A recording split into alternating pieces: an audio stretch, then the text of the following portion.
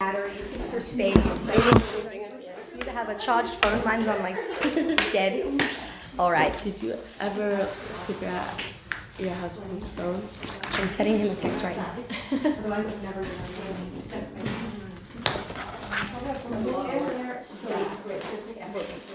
Good morning. I have such a strong leg from like the week. Mom? Yeah. One leg. I'll take him a text.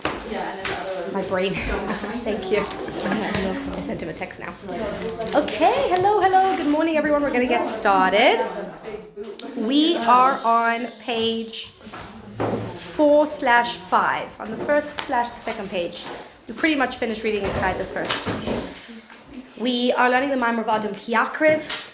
We asked 3 questions on the verse from the second opening verse of Parshas Vayikra and the whole book, third book of Moshe of Parshas Vayikra, of Sefer Vayikra. And the questions were, why does the verse start off in third person, and he will bring a sacrifice, and ends off in second person, and you will bring your sacrifices? Question number 2, why does it start off in singular, and he will bring a sacrifice, and it ends off in plural, and use plural, y'all, I guess that's it, will bring your sacrifices?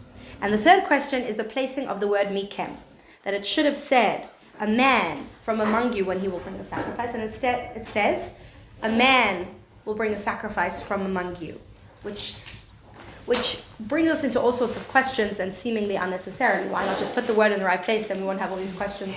Why does it sound like human sacrifice, etc.?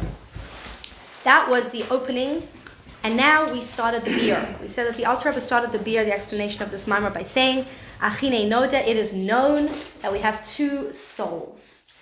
Now the source for this idea of 2 souls is actually a Kabbalistic one. I think the first mention of this idea is from Rav Chaim Vital, who was the student of the Arizal, if I'm not mistaken. The Gemara talks about us having a Yetzer Tov and a Yetzer Hara, right? That's goes way back. The idea that we have an evil inclination and a good inclination. But Kabbalah and Chassidus starts to talk about this idea that we actually don't just have 2 inclinations, 2 different drives within us, but 2 completely whole, unique, individual souls taking up space in one body. Right? And if you're familiar with Tanya, the Alter Rebbe spends the first couple of chapters really going into this idea, explaining, defining each one of them, and then talking about how, in chapter 9, how they're at war with each other, they're fighting over domination over the body. So what the Alter Rebbe is going to do now is he's going to share with us about the idea of the source from where the 2 souls come from. Okay, and this is going to be relevant a little bit later. He's going to explain to us that there's this idea called a Merkava. Has anyone heard of this idea called a Merkava? Yeah? Sorry, Lynn, I am learning those small books on the 4 worlds. Okay. And it was talking about the Merkava. I forgot the context. So then we asked Rabbi Kaufman, because I never heard of it before. And it was what's the Merkava? And he was talking. And we read it in Yechezkel. Oh, you did? Okay, cool. Went to the source, read it in Yechezkel, and wow. then we were what the heck is this? There's animals and Yeah. There is an opinion, and my father told me this years ago, and it always just stuck with me. And it's an opinion, but that you shouldn't learn the Merkava, okay? And that comes from the idea, not that you shouldn't a blanket rule, but the idea behind it is it's using very humanistic terms for something very spiritual. So it's very interesting. Very, very interesting. The Chassidus does reference the Merkava quite a bit. So in the Tanya he talks about it also. In the Tanya, the Alter Rebbe talks about it. In the Maimarim talk about it.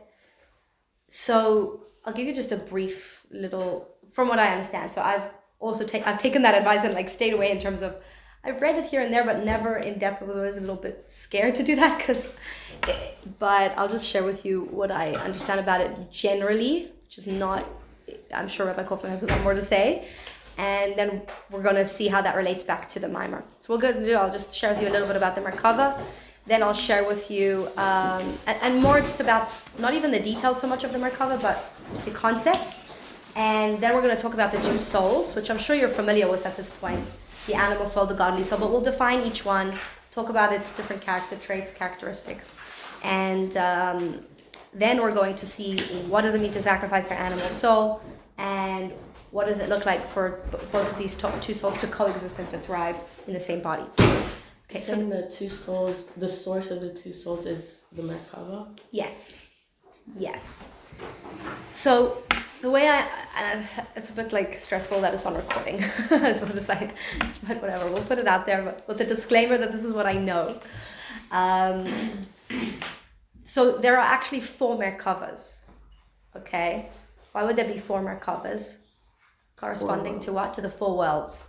There are 4 spiritual worlds: Atzilus, Bria, Yetzira, and Asiya. And each one of these worlds has its own spiritual makeup, right? And within each one, there's a Merkava. Now, we have 3 different visions that are brought of a Merkava, 3 different prophecies that 3 different prophets had on a Merkava. The most famous one is of Yecheskel. That's the longest one.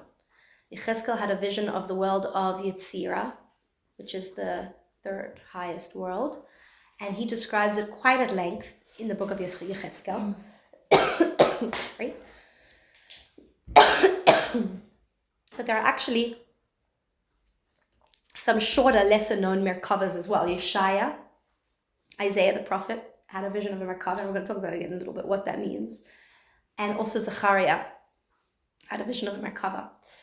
So that's 3. What's the 4th one? So Yeshaya had a vision of the Merkava of Bria. Zechariah had a vision of the Merkava of Asiya, Haruchani, the spiritual world of Asiya. And Atzilus, there was no vision of the Merkava of Atzilus. Because what do we know about Atzilus? It's too high. It's like almost one with Hashem. Right.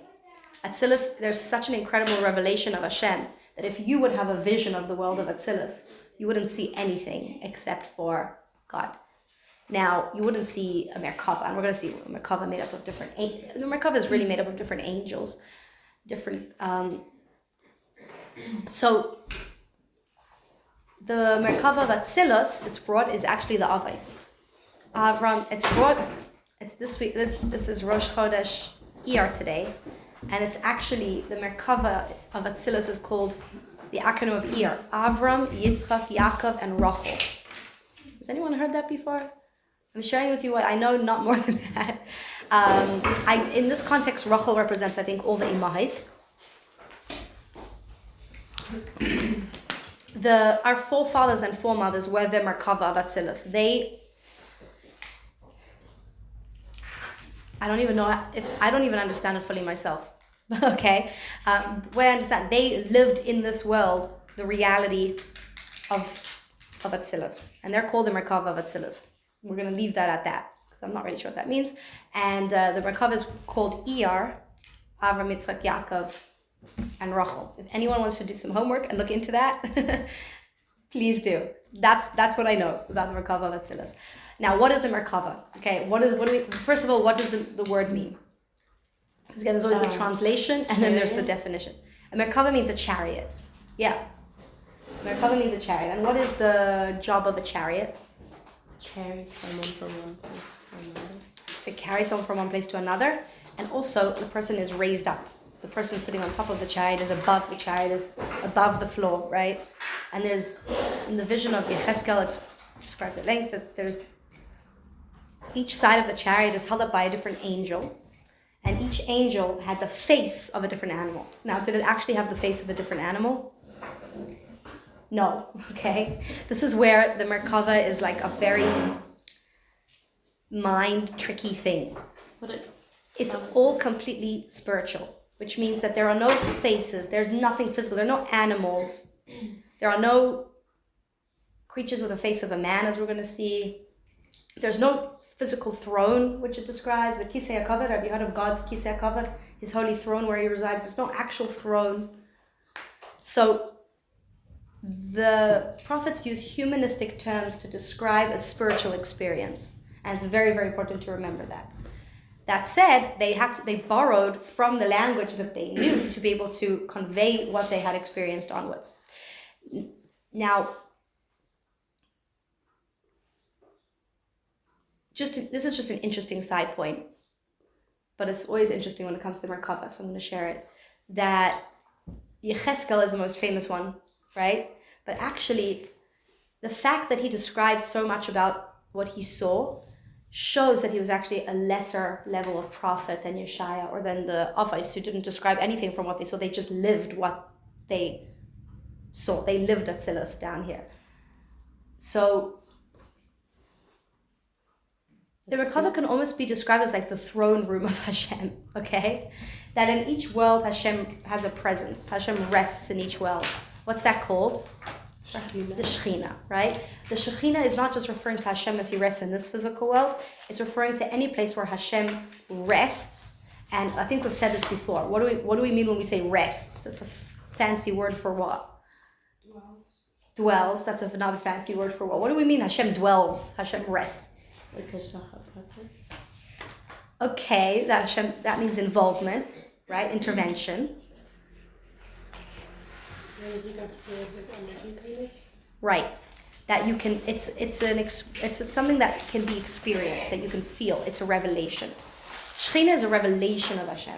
And in whichever context that is, it looks different in different contexts. I think we spoke about this briefly before. So when we say that there's Hashem as he rests in each world, there's Hashem as he reveals himself in each world. Now the truth of Hashem is that he can't be revealed to any creature, anything, because he is above revelation, he's above comprehension. Hashem chose, however, through many tzimtzumim and contractions, to limit himself and structure himself in a way that he can be experienced. Now each world experiences Hashem differently because the vessels of each world are able to handle a different amount. So the higher the world, the more of Hashem that they can experience. So in each world, there is this Merkava. The Merkava is talking about Hashem, and again, as I understand it, okay? The Merkava is saying, this is how Hashem reveals himself in this world. And these are the angels that surround him.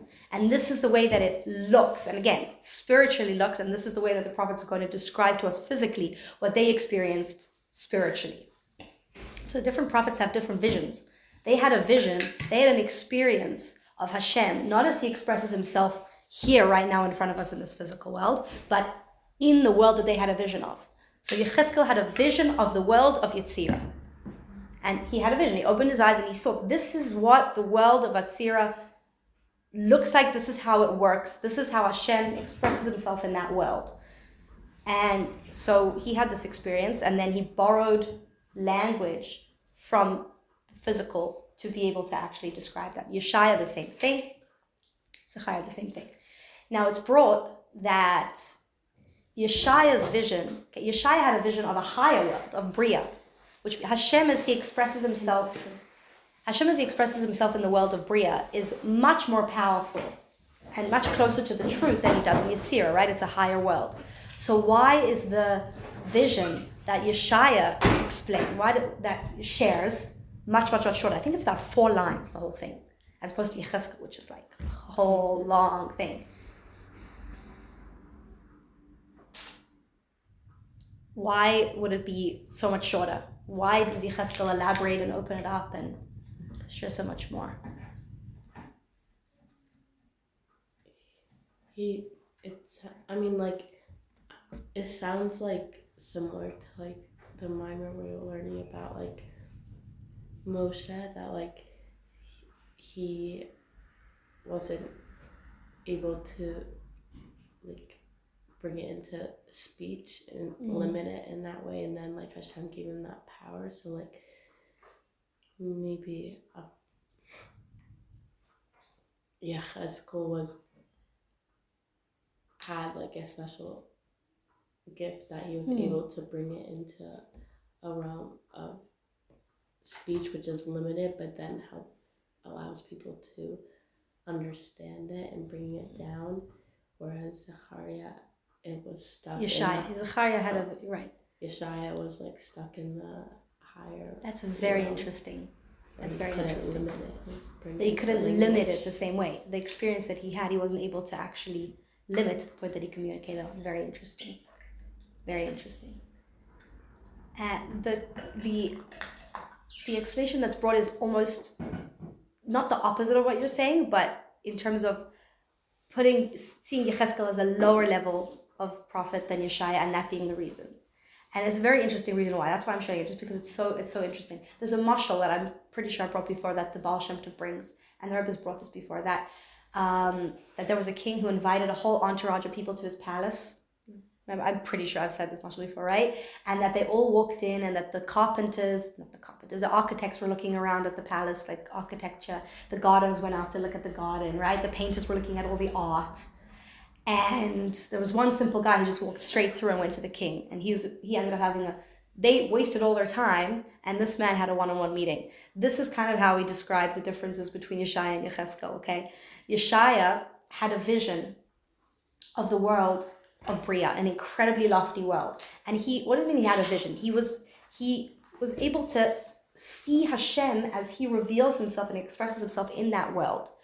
Now, along with seeing Hashem, you see all the things that are surrounding Hashem. Hashem's throne room, spiritually. The angels, the literal throne, the Ki Yakriv that he sits upon, the workings, the way that they look, the amount of wings, right? He describes like that they had wings up top and wings up bottom, how the angels looked and expressed themselves and what was going on.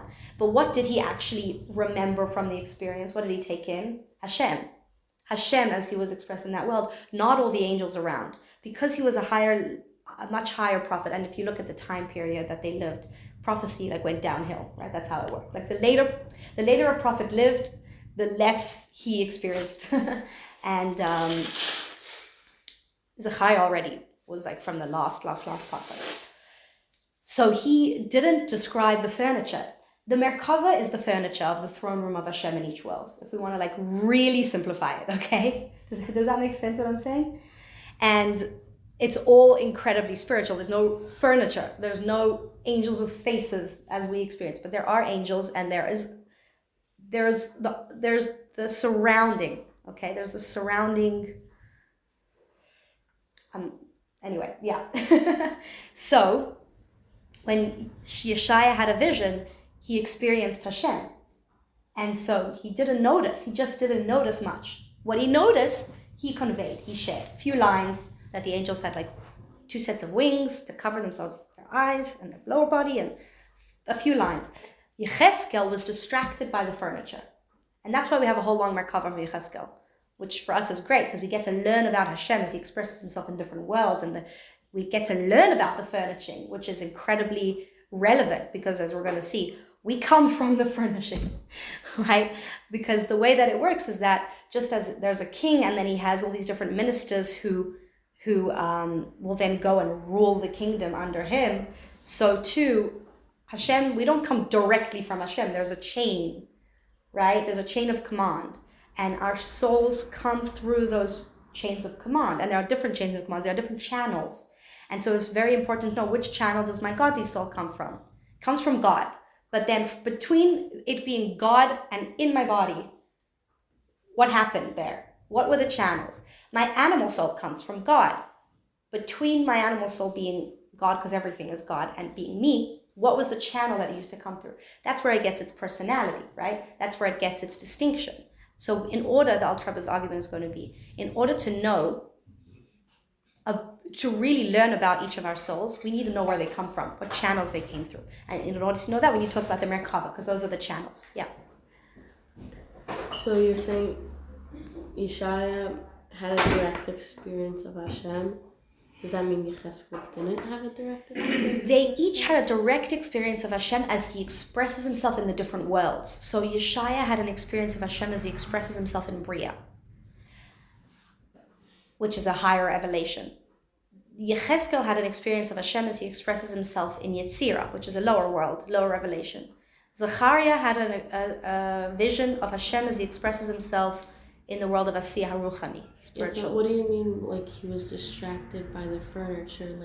In that experience, that mean he didn't go past the furniture? So it's not that he was walking through the world. He had a vision of the world. Within that, so it's hard for us to understand, because our world is the exception to all the other worlds. When you open your eyes and have a vision of this world, what do you see? The world. You don't see God within the world, right? You don't see there are angels here. There are mazalais. There are all different things that are working to make this world happen and the constellations that we don't see. Now, the truth is, the more back you go in history, we usually think of people being more primitive and that we've become more enlightened, but Judaism actually sees it the opposite. That the further back you go, the more enlightened people were. The more they were actually able to make sense of the spiritual workings of the world, which is why, they served the sun and the moon, not because they were stupid and like, oh, there's a moon, it must be in charge, because they actually understood how the sun works and how the moon works and how the tide, they understood these things and they served that, which wasn't good because that's Avodah Zarah. But today, the way that we're made up, we look at the world and all we see is world. So it's hard for us to understand what a vision means, what a prophecy means. A vision was opening your eyes and seeing the world of Bria. What the heck does that mean? I'm not sure. I've never had a vision of Bria, right? Never had a vision of Yetzirah. But also like when they were in sorry, I'm blanking on the word, but like they weren't conscious, like they were asleep or they were like passed out or something. Like I thought it was when they were like.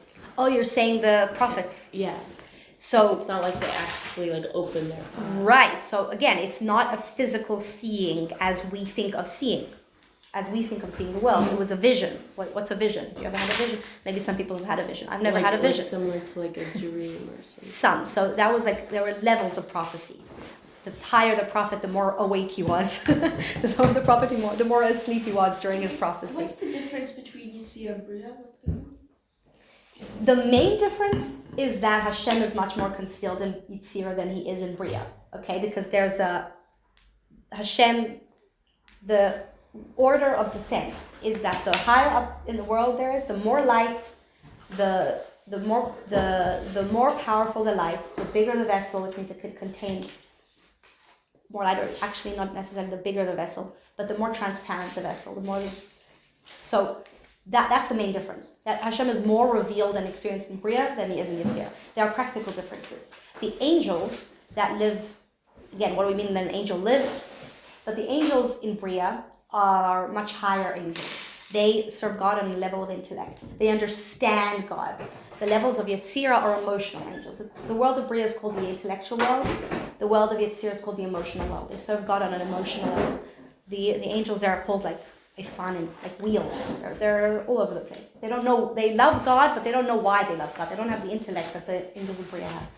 The angels that we talk about, like Michael, Gabriel, these angels that live forever, right? These are angels, from what I understand, of Bria. They're a much higher level of angels who really see God and experience God and serve God in a way that the lower angels don't. So the main difference is just that if you're going to have a vision of the world of Yetzirah, you're going to experience less of the truth of God than if you have a vision of the world of Bria. No one had a vision of the world of Atzilus, because again, there's nothing to see there. There's no real angels that you can see in Atzilus, because everything is so humbled by the presence of God there. But the Avais lived what Atzilus was. So Atzilus means Etzel, next to. That it's just God. Incredibly close to God, given over to God. There's no sense of self whatsoever. The Avais, our forefathers, had no sense of individual self. They didn't feel their own existence. When we speak about Moshe, we say Moshe is a neshama of Atzilus. Same idea. When we talk about Moshe's bitul b'mitzias, there were certain souls that lived Atzilus, but they couldn't communicate what they saw in Atzilus because what they saw was just all God. But the lower down you go, the more God conceals himself, the more there's room for other creatures. And now we're talking about spiritual creatures, but creatures nonetheless, creations. And what Yechezkel described was that he saw different, and also Yeshaya, that there was this chariot, that there's the presence of God in the world. God as he reveals himself in that world. He's sitting on his throne, the Ki Yakriv, and being held up by a Merkava. And that each side of the Merkava is being held up by a different angel. And that each angel has a face, again, whatever that means, of a different animal. One animal, now I used to remember the order of the front right, back or left, I forgot.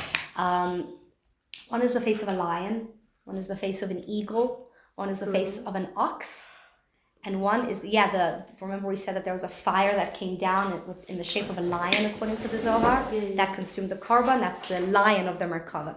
It's interesting, because it's not kosher animals, so it's very interesting. There's the face of a lion, the face of an ox, the face of an eagle, and the face of a man. Oh, man. Remember we talked about before, Adam HaElyon, we spoke supernal man. Remember we talked about that there's lower level of man and a higher level of man. The higher level of man we're talking about is on the kisei, that there was something it says with the likeness of the face of man.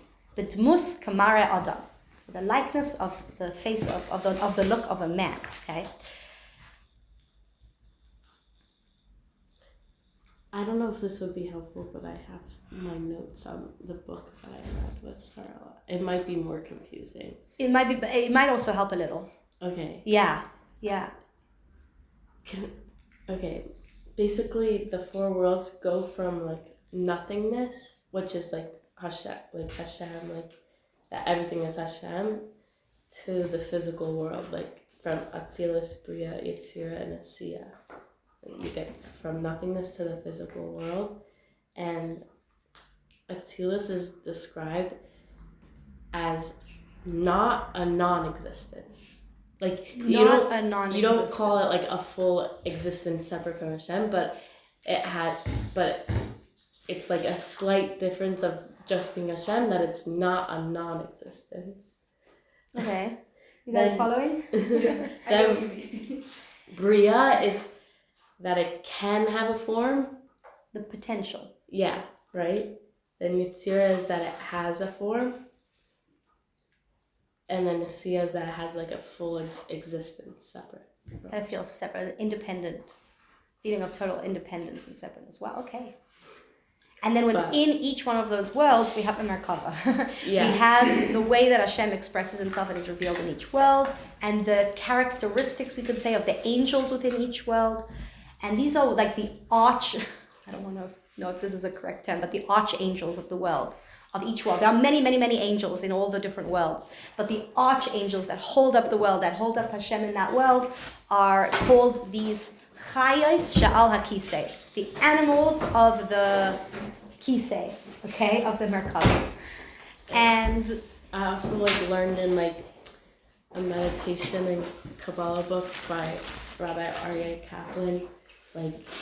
I remember it was the first time I heard of the Merkava, because it was talking about different Kabbalists and ancient people who would meditate and be able to go on the Merkava to get to a higher spiritual world in their meditation. very interesting. Yeah, by using the names of Hashem and different letters of the Aleph base and stuff. Wow. The way I understand it is channels to Hashem and from Hashem. Right? Just there's the throne room and there's the different, you want to get to the king. There are all the things around, the different ways you can get, the different connections you can use to get into the king for those who are close and surrounding. So too, the way Hashem expresses certain aspects of himself outward to the world from each world is through these different chais, these archangels, which then continue. And the way that we then connect also back through these. Okay, is that some sort of... Now you know everything I know about the Merkava. Let's put it that way. So that's something. Okay, so why is this relevant? Because our souls come from God and then descend through these channels of the different aspects of the Merkava. It was the Merkava is part of Seder Hishtalshelus. Yes, absolutely. Seder Hishtalshelus, yes. The order of how Hashem descends. So the Alter was going to say that our animal soul comes from the animals on the Kisei, okay? Here he's going to specifically talk about the ox. It comes from the ox, but there are other places which say it comes different aspects of the animal soul, and different types of animal souls come from different animals. The eagle, the lion, the ox. Okay? Those are the channels from which our animal soul comes from. I'm pretty sure in this Maimar is going to specifically talk about the ox, which is very relevant because we sacrifice on the Mizbeach an ox, right? It's the only kosher one. Yes, it's the only kosher one. Yeah. And I've learned before, why an eagle? Like, it could have had the face of anything. Why an eagle? There are certain characteristics that an eagle has. The way that it flies, protects its young from the bottom, something on top. So, you know what I'm talking about? The way that it flies? Right, like we're compared, like Kanfei Hashem, like that's what Hashem says, and like that, like an eagle, like the reason Hashem like compares us to eagles is because the eagle like protects its young on top of it because it's not afraid that a bird is gonna come from above it and like eat it. The only thing that it's afraid of Is what's that below. a person might shoot an arrow up and it will take the arrow first. Wow. Like before. So that's what we could call like the aspect of protection or things like that, or of that nurturing. And then there's characteristics of a lion, and there's the characteristics of an ox, which I think specifically passion. You could go into each one of these for a long time, but again, I've told you all that I know. If anyone's interested in the four worlds, I recommend the book of the... It's fascinating. Yeah. You can bring it out so we can see it. Amazing. And then we have one which is called the face of man, Adam Ha'elyon. Adam Ha'elyon is where our godly soul comes from. Remember we said Adam is the name for the most spiritual aspect of the person, and it's actually referring to the godly soul. So we're going to get into that momentarily. We're going to read inside briefly about the Merkava, about the four different animals, and how our animal soul comes from the animals, which are certain angels of God that serve God with animalistic traits, okay? Like, just as an ox is incredibly passionate, you get a bull angry, it's going to... right? It's a certain passion that the ox angel has, that our animal soul has inherited those traits, okay? In a very, very, very tiniest form. And then there's Adam, which we're going to get into as well. So before we do that, I want to talk a little bit about the two souls, and then we're going to talk about where they come from, okay? I know you've probably yourselves learned about the two different souls. You probably had other classes where I spoke about it, and I've spoken about it as well. Right? You familiar generally with this idea that we have two souls and the differences between them? Yeah? Okay. So Rabbi Paltiel has 4 definitions that he gives for the soul, like 4 traits. Rabbi Yossi Paltiel is a Chassidus, he's a teacher from Crown Heights who teaches in Machon Chana. Yeah. Alive and well. He has a website called InsideChassidus.com and also an app where he has over at least more than 3,000 classes. I think close to 10,000. I don't even know how this is possible. He's been recording his classes for the past at least 20 years, at least from before, more, maybe 30 years. Been recording his classes and teaches all different aspects of Chassidus. A lot of the Chassidus that I know, I learned like my Maram, let's say, with him teaching it, and then inside he defines, gives like a definition, a personality. He just defines and describes the personality of each one of these souls, and I really like how he puts it. So I'm gonna, and this is not just him describing. This is based from Chassidus, of course, but he gives the terms for it. So let's start with the godly soul, okay? And we're gonna see that it's actually, once you've defined one, you've defined the other. Why? The opposite. Because they're exactly opposite. Whatever one is, the other is exactly the opposite. Okay? So if you ever feel like you have a split personality, that's why. You got 2 opposite souls going on. So the godly soul. So who's the name of the teacher? Rabbi Yossi Paltiel. Paltiel. Yeah.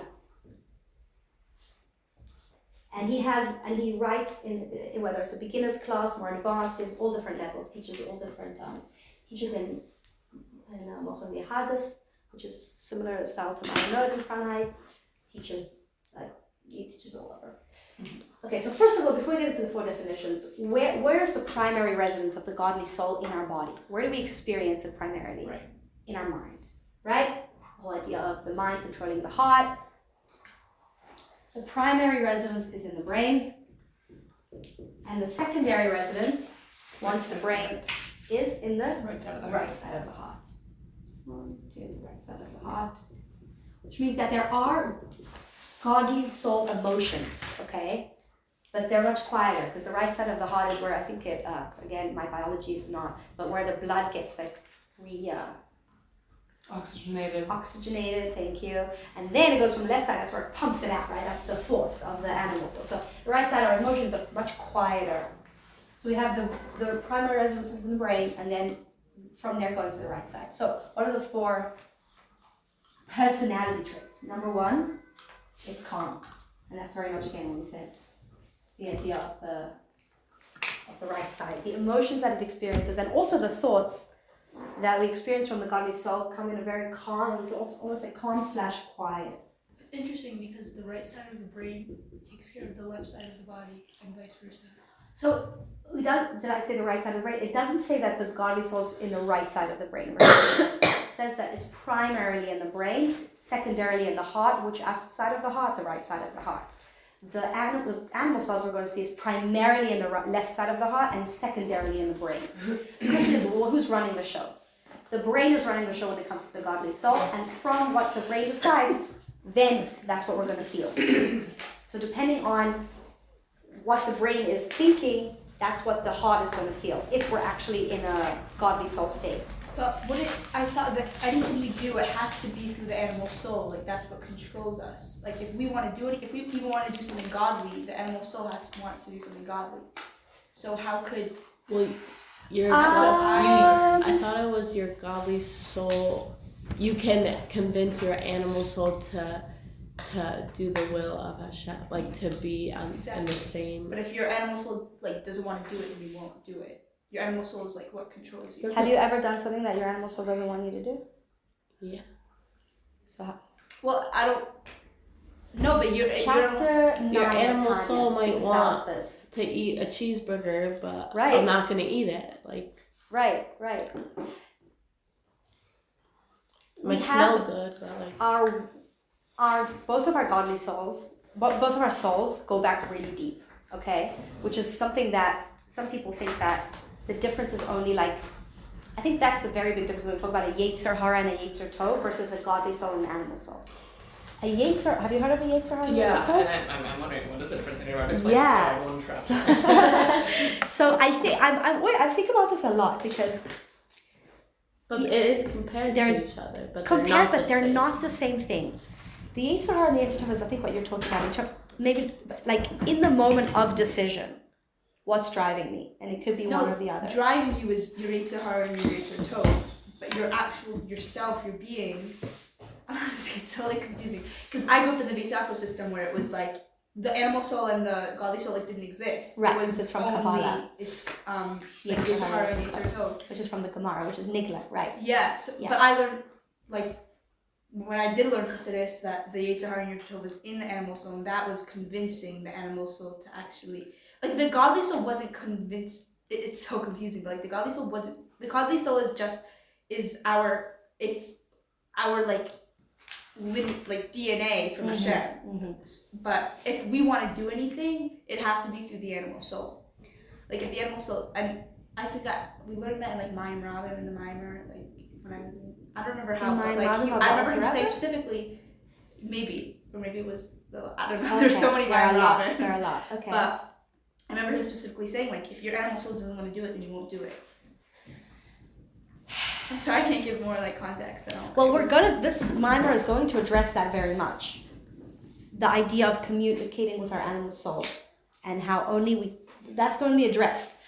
But I'm not sure that definition that if our animal soul doesn't want to do something, we're not going to do it. Our godly soul and animal souls go deep, okay? So there are different levels of a person. There are 5 levels of the soul, right? There's the Nefesh, Ruach, Neshama, Ki Yakriv, which we have defined before in class, right? Now... You said that so fast. Sorry. No, that's one word. So... sorry. Nefesh, Ruach, Neshama, Chaya, and Yechida. These are 5 levels of the soul, which are talking about 5 different levels of almost... I don't know if the word is the psyche, that's not, but that make up a person. We're made up of different levels. We go deep, okay? You go therapy, start to realize that there's more to you than the surface, what's going on in your brain, right? Because there's actually more to you. Because there's more to your soul, there's levels. And so we usually experience the lower levels. We experience our emotions, much more than, say, we experience the subconscious that's going on, and much more than we experience the piece of us that's one with God, or the innate, inherent drivers that that make up what we are as human beings, which we spoke about in the mimer of the nisyonis, the tests, that strips away everything. We see what we're made up of all the way down at the core. We don't necessarily experience that as easily. There's levels to us. The thing is that those levels that we're talking about, there are two lines of those levels. So you could go to therapy and say, okay, I want to find my godly soul. And sit and start to uncover layers of yourself, deeper and deeper and deeper, and strip away, and maybe not in therapy, in different, even let's say, okay, this is probably really controversial, but like ayahuasca, is that what it's called? What are Or like other LSD. drug therapies. right? So you could do that, or you could Psilocybin. I've talked about psychedelics every day this week. really, like the teachers brought it up. That's At Oh, our Shabbos meal, someone brought it up. yeah. It's It's funny because I try not to bring it up Actually, ever. me too. Actually, Wow, I feel like it's becoming less and less controversial. well, It in is, the which I think is a non-Jewish world, problem, it but is. whatever. Right, that's the thing. That's where it's becoming more normalized in society. The question is, where does Yiddishkeit fall in that? Yeah, so I mean, So here's the thing with that. I don't know much about it, but you can have an experience like that and think, oh my God, I touched my godly soul. Right. No, you didn't. You Well, touched a very deep part of your animal soul. Congratulations. Well, Your animal soul goes really deep. It goes all the way down. As deep as your godly soul goes, your animal soul goes. That's the problem here. And that's where I would argue with the difference. Now, well, so it would be that deep then, like, yes, have you got, if you ask the question, oh, have you ever done anything that your animal soul doesn't want to do? No. no. Because spirituality comes, like, I do hear Your what you're animal saying. soul- spirituality comes Yeah. from the animal soul as well. The godly soul is holiness, and it's the DNA of Hashem, and it's like, Can you think a godly soul thought? But like, I don't, oh, could I add something? Like, Yeah. your godly soul. Like, if we were just living, if we could live without our animal soul, like if we could make decisions without our animal soul, then we would be doing it all the time. Like, our godly soul has plenty of things that it wants to do. So what would allow one action or one thought to come through from our godly soul? It's only when our animal soul allows it in. So if it didn't open the door for it, then it wouldn't Yeah. be able to go in. Otherwise, it would be flooded. Then you're saying flooded that with the godly nephesh. yeah, I soul think is that's limited. what I'm trying to say. Then you're limiting the godly soul. It's limited in No, how it it can is. express It is itself. limited. Yes, it's limited The in godly its soul is- expression. they say that the wasn't only way, limited, that's then the we whole wouldn't point. have an animal That's the soul whole to begin with. advantage That's the of whole the thing with animal Sadiq soul and is that Baby. it needs that the godly soul needs it to be expressed. Can you That's like the premise can you of Chassidus. quiet down your animal soul to allow the voice of your godly soul to come through? I think that it's with anything else in life, I feel like the way to do it is like, in order to get rid of a bad habit, you need to introduce a good habit. So the way to quiet down your animal soul is by replacing it with the noise of the godly soul. Okay, but that would then insinuate that the godly soul can express itself without the animal soul. Through the animal soul. Okay, So, Okay. but it's I not. hear what it's you're not saying. getting rid of the animal soul. It's right. putting So- something else. We have Using you it have as it definitely. We have two souls, and the way I'm describing right now, it sounds like they're very easily separated one from the other. Two channels that are independent one from the other, going all the way down to the DNA of what makes us a human being, all the way down, and they're separate. Now, on the one hand, they are separate. They come from two different places, as we're going to learn in the minor. They come from literally two different sources. They have two completely opposite personalities, the way that they express themselves. And they have two different goals. They come from different places and they want different things. Two completely different things they want. Two opposite things. Really? I thought you. Opposite I things. thought you can make the animal Yeah. soul want the same thing as the godly. That is the question of this minor. If we have, and I'm going to put what you were saying aside for now, just for now, because on the one hand, I agree. On the one hand, I hear where you're coming from. I might be like totally wrong. No, you're not totally wrong. You're absolutely not totally wrong, because they have to work together. But before we can talk about how they work together, which I think is what we're jumping to, we have to also understand how they're set apart and what they're made up of. And they're completely different. The way that we experience them in our day-to-day experience is a complete mess of both. A mix-up and a mess of both at the same time. Correct. And we cannot just divorce ourselves from one of them. It's impossible. Okay? So we're going to get to that. There's a whole section here we're going to talk about how do we communicate with the animal soul, how do we get the animal soul on board, and that it's essential to do so. It's essential to get the animal soul on board. So absolutely. First, we have to understand that they're distinct, they're separate, they come from two different places, which is why, and I've said this before, but like if you sit in therapy and you want to go really, really, really deep, and you think that the deeper you go within yourself, then you're going to find, like, you dig for water, you're going to find water. You think you dig and you dig and you dig, you're going to find your godly soul. Not necessarily the case, because your animal soul runs as deep as your godly soul. Now, when you get to the Yechida, that becomes a question.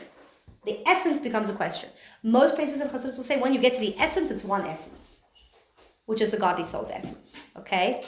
But you're never going to hit your essence in therapy, sorry, right? Or in ayahuasca, okay? Or in, what do we call that again? Psychedelics, which... What do you mean, hitting your ass? Yeah, good question. Because, I mean, I'll share something personal.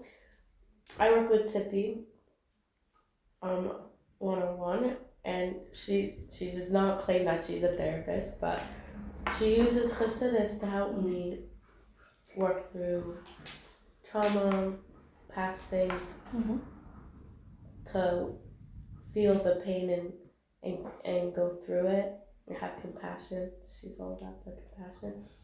And a lot, and in our, like, the same thing that comes up is like focusing on your essence, that your essence is a godly soul. So like, that's the difference. What you just proved my point. That you're going to Tzipi. Would you have that experience if you went to a typical therapist? I've been in therapy my whole life, and I never felt like I actually was getting anywhere until there you go. Year. Because what you're doing now is godly soul centric. It's focused on the godly soul. It's bringing it in. But if you don't bring it in and you think you're just going to go and dig deep, without that, you're just going to have this deeper experience. You're going to have a deeper experience, but of what? Of which soul, right? So absolutely.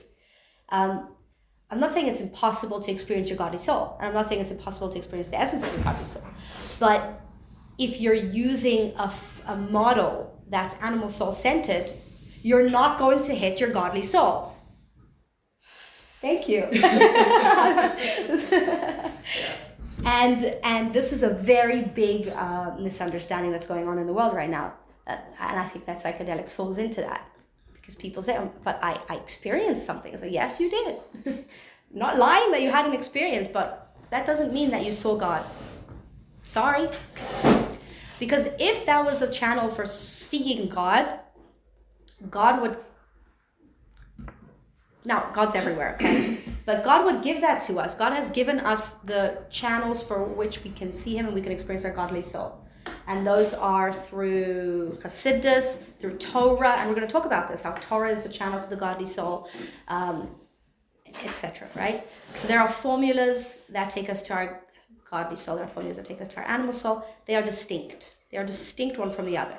But we also talked about this with Rabbi Kaufman, and like, I had the question, like, are they hitting something that's real when they take psychedelics, or is it fake? Like, what are things like? I don't know. It could be real. It could be they're experiencing like a spiritual like level of Hashem, but the way they're doing it is not right. They're doing it in an artificial way. When like our prophets and like people who are tzaddikim are able to do it naturally in the way that is outlined in our history that right. And also it's a shortcut. Now, by the way, I'm not saying that there are opinions, and also halachically, that people using it with the therapist and things, that there's place for it as a healing mechanism. I'm not saying there's these things as healing mechanisms, and there's these things as spiritual. This is how I'm finding God. Now, if you're not Jewish, enjoy, like, no problem, right? If you're Jewish, that's not how you're going to find your relationship with God, because God created us with a certain formula for how we can relate to Him. He put that in place. So if we're going to say, oh, I'm going to circumvent that, I'm going to go this route, you'll find something, but you're not going to find the truth. So, and it's also another message of this mimer, which I started speaking about yesterday, which is very much emphasized, is that if you didn't put the hard work in, if you didn't change yourself internally, whatever experience you had is going to be fleeting. So in the moment, you might have been really excited by what you see. But, sorry, I haven't seen you back there. I forgot that you're sitting back there. But if you didn't put the work in and change yourself internally to be able to handle whatever experience you had, it's going to come and it's going to go like a wave. Whoop. It's here and it's gone. You up. And it can mess you up. that the truth is, I don't know so much about like the side effects and all of that. But now, I'm not saying that halachically there's an issue with this thing. Like, I don't know. I have heard that there are halachic. It's not to say that it's to call it avodah zarah or an aveira or something. That's not what I'm saying at all. It's not the path to Jewish enlightenment, though. That's pretty much. Anyway, why did I bring this up? Again, because of this idea that even if you're having a deep experience, it could be a deep experience of your animal soul, which is lovely, but it's not getting you to the place that you're trying to reach. So then the question becomes, if we have two different souls. Okay, I'm not going to ask a question yet, because first let's define them a little bit more, okay? Thank you. I'm not going to jump ahead. That's what we'll do tomorrow. Oh my gosh. It's 10:25. Let's do this. Let's do the godly soul quickly, and then we'll continue tomorrow, and then we're going to ask the question of how then can they communicate. So the first one is that it's calm and quiet. When we experience the godly soul, it's from a very calm place. The emotions. Well, first of all, the brain is cold. Actually cold compared to the heart, which is hot because of the blood. The brain is compared to water and is primarily made up of water versus the heart, which is primarily made up of blood. It's calm and quiet, cerebral, okay? So when we talk about the personality, we meet your godly soul, say hi, you know, what kind of person we're talking about? A very cerebral, calm, collected, quiet individual, okay? Which is why we usually don't hear our godly soul as much as we hear our animal souls. We're going to see animal souls much louder. Number 2, it's transcendent. Did I spell that right? Yeah. Good enough for me. Good enough for you. Now, what do we mean when we say transcendent? It cares about things beyond itself. Remember the story I told you of the giraffe and the zebra? Yeah. That the giraffe spent like a year trying to convince the zebra to stop eating, looking down at the ground and eating, and just look up and see the beautiful sunset. And finally it convinced the zebra to like break its neck and look up and see the beautiful sunset. And what did it say? I'm sure I told you this. Can I eat it? I can't eat it, right? Why are you showing me a sunset? The godly soul cares about sunsets.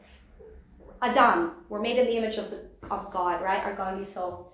We're made with our head above everything else, so we can look up beyond ourselves. The godly soul cares about the transcendent. It cares about that which is beyond it. And in that case, it cares about God, right? Spiritual matters. Number 3, the godly soul is trusting. Okay? It trusts in God completely and totally. These are helpful when you get these definitions, because you start to get thoughts and feelings. You say, oh, no, which one is this? If it's trusting, then that's godly soul. And number 4 is that it's focused. It's not some days like I care about God and some days I care about avodah zarah or whatever, right? It's not some days I love this person, some days I hate this person. It's very focused. It knows what it wants and it goes for it from the moment that it enters into your body until you die. It wants the same thing. Now, that makes sense? Mm-hmm. Okay, so now... Does this mean that like someone who is more calm, who is more trusting, who is more focused, like is more in touch with their godly soul, or not necessarily? If you see a person who is in this state, okay, that they're feeling calm, quiet, deep or not emotions, all of them, but one or two, like. Once you break it down to just one, you can trust the wrong person for the wrong reasons. But if it's a state of trusting God, of being focused on your love and desire to be one with God, of caring about that which is beyond yourself, and you're in a state of calm while doing it, that's a godly soul state, okay? But to say, oh, I feel transcendent today, you're gonna have to dig a little deeper to find out what's going on there, and if it's about God, then yeah. Just like, are these always like, in order to be like fully in touch with the godly soul, like, are we saying that you need all of like is that like the ideal to have all of this? Is what your godly soul is experiencing right now at this very moment. Like, just what's coming to mind is like there are like stories of their Bayim and stuff, like so the Alter Rebbe, they said it, like when he would daven, like he would like roll on the floor because he was like so like like enraptured, and like that just doesn't like that's why I say seem calm. It's not going into calm. Like, okay. And like there were plenty of other things. So like, okay, so this like I don't mean placid. I don't mean, there's another word, adish in Hebrew. How do you say adish? Lethargic, like just complacent. That's not what I mean. Oh my gosh, I'm going so over time. When we get the opposite of this, that's when. So it's interesting. In a way, you're right. The opposite of this would be for the animal soul would be passionate. Okay. But like we should have passion. It says in Chassidus that one of the reasons why the godly soul had to come down into this world is to learn from the animal soul how to be passionate. Isn't that interesting? So, where is it? The godly soul doesn't know. There's a verse that we're going to learn inside that says, "Mashcheni, varutza acharecha," right? Where is Grab it me from from shiur. Grab me and we're going to run for you, right? I have to get the whole verse. We're going to learn it inside. We're going to... Pardon? Oh, you... It's the Zusha song. Okay. I didn't know where it came So, V'narutza.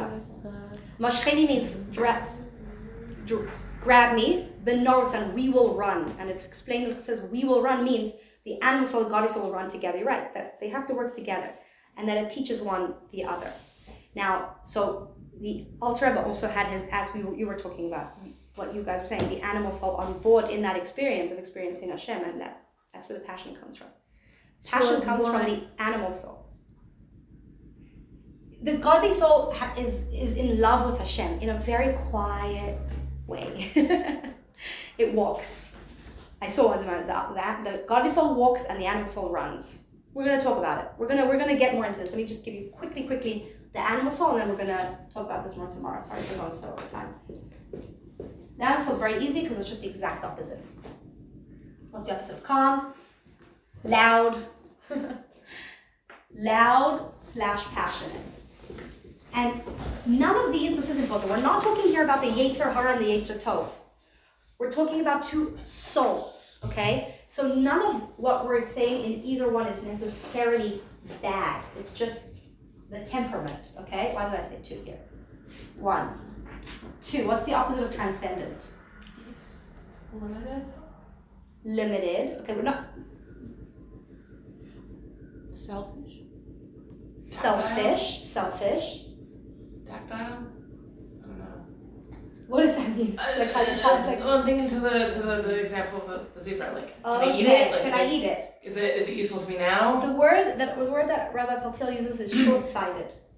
Transcendent is like, I care about, right, so same thing, like, is it relevant to me right now? So, short-sighted. What was the other word that you said? Because that was a good one as well. Selfish? Selfish.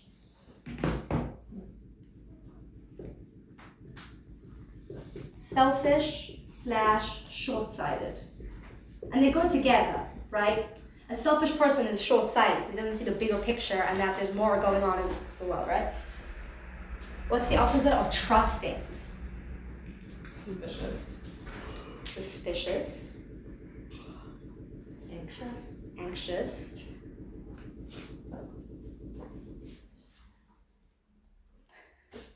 And worried. The Shar B'Tachon talks about worry. Anxiety is like worry in overdrive. Okay, that's not but like worry in overdrive is what we would call it, like being anxious, right? Worried. And it says in Shabbat Tachan, how do you know if you're a person who actually trusts in God? What's the barometer of how you measure that? Because it's a bit hard to and it has nothing to do with how religious you are. That's the crazy thing about bitachon. You meet the most religious person and they don't trust God. They don't have bitachon. So it's not religious level. What determines how trusting a person is in God? How much bitachon they have? How worried they are. But some people are naturally more worried. Some people, bitachon comes harder to them than others. Absolutely. Something that We'll have our constantly struggles. work on it definitely comes easier. Yeah. For some I mean, people I it know comes for some easier. people also, like I have major anxiety when it comes to control. Mhm. And I know my biggest thing, something I really worked on, is saying everything comes from Hashem. Hashem knows what's best for me. So it's like it came to a point where every single time it's like a mantra I say to myself over and over again. Wow. And when I do get worried and I say that, it actually calms me down instead of which is weird because it's the opposite. It's like it's giving up that control. Yeah. And that is where my It's anxiety giving starts up from. the So control. It's also, it's flipping to a different soul state. Because when you're worried, you're in the animal soul state. And then when you say, it's all God, you're going to the godly soul state. The godly soul. Confuse me though, because it's so contradicting. My whole anxiety is based on the fact that I don't have control, and by saying I give up control and Hashem is the one that runs the world, that's what calms me down. So I feel like if you think that you have the control, then you want it, but then if you realize it's all from Hashem, then I don't need it because it is taken care of. That's true. Yeah. Well, That's amazing. so we're going to write anxiety You don't have here. to worry. Worry. I Anxiety think about slash that makes sense. worry. But it's cool that it works for you. It's something I had to work on for years. Right, I'm sure it didn't just A person who has bitachon is not now. We all have to work on this. It has again nothing to do with religious level. Every single person is not anxious. Is not worried. Because if you truly trust that God is taking care of you, you're not worried. You gotta get up and work, but you're not worried, right? And for me, that one really helps. When I'm in an anxious state, I'm worrying. I'm like, okay, I'm in an animal soul state right now. The moment you just define it, you put a label on it, it's so helpful because it reminds you there's another state. As you're feeling anxious, you're also feeling trusting. That's the crazy thing. It's just you have two different souls. Which one are you identifying with? Which one's in the driver's seat right now? Chapter 9 of Tanya talks about this beautifully. The war between the two. Okay, what's the opposite of focused? This is a big one. Distracted. The animal soul is incredibly distracted. One day it wants this, the next second it wants this, it doesn't know what it wants, it feels like it's in a million places all at once. When you're in a state like that, it's animal soul consciousness, okay? And focused is the opposite of that. The godly soul is constantly only cares and wants and thinks about the same thing from the moment you're born until you die. And that is God and relating to God. We were just saying how you could go deep within your animal soul as well. People could work on themselves and find their inner animal soul, but then it obviously wouldn't look like this. So if they work on themselves through these other modes that you were describing, and they're still not hitting godliness, but they're hitting something, then how would this, these traits, if we're categorizing it, this is the definition of the animal soul, this is how it acts, and if somebody doesn't fit into that category, then actually, okay, the mimer is going to address this because the Ron is going to say that there are different types of animal souls and that you need to get to know your personal animal soul. And by the way, when I said you're not going to find your godly soul in therapy, that doesn't mean you shouldn't go to therapy because we need to learn about our animal soul in order to get it on board in serving Hashem. We need to know how to talk the language of the animal soul. So if you were just I'm not dealing with my anxiety because it's my animal soul, you need to get to know your anxiety and figure out where it comes from, right? So, and that's going to look very different. So some people are going to find themselves that this is their struggle more than this. That's it. I'm completely over time. I'm so sorry. If you go deep within, then and you find something else, then it's not going to look, and it doesn't look like that. You're saying you could work. Look at a little baby. Okay? This. We're all this deep down. But they're also all the other things. No, they're both. Babies? Have you seen them? But Waking up? they're so full force with both things because they're Not also the same way we think of anxiety. But if you leave a baby, If you leave a baby for more than an hour, it's going to freak out. It doesn't trust. Oh, It doesn't. Right.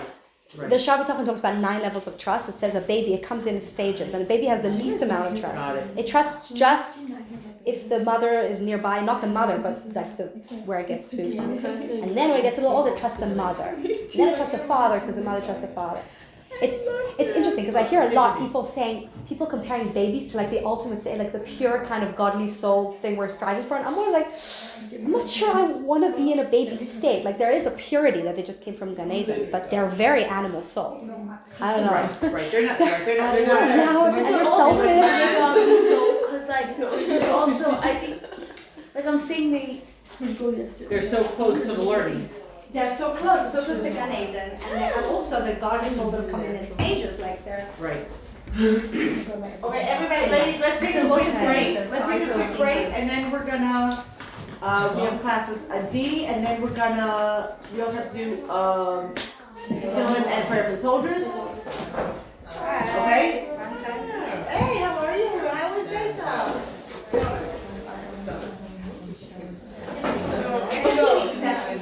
I'm so glad our people. Did you find out if you're able to come? My parents were like, oh, on Shabbos they're like, oh, did Handel have a good time? I'm like, oh, she's coming back. Yeah, and like this one, I feel like